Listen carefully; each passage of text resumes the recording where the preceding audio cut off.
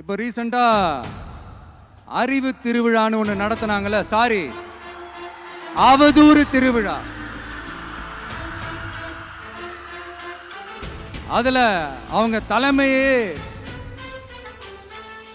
குழப்புற மாதிரி, அறிவு கண்ணை திறந்து வைக்கிற மாதிரி ஒருத்தர் பேசியிருக்கிறார்.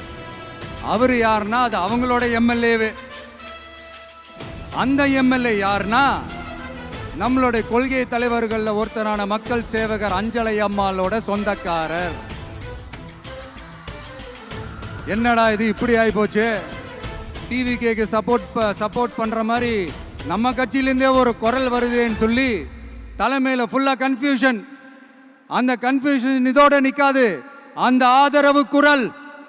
ஆதரவு குரல் ஒரு வீடு விடாம, ஒரு இடம் விடாம, எல்லா இடத்துலயும், எல்லா வீட்லயும் இன்னும் பலமா எதிரொலிக்குதான் இல்லையான்னு பாருங்க.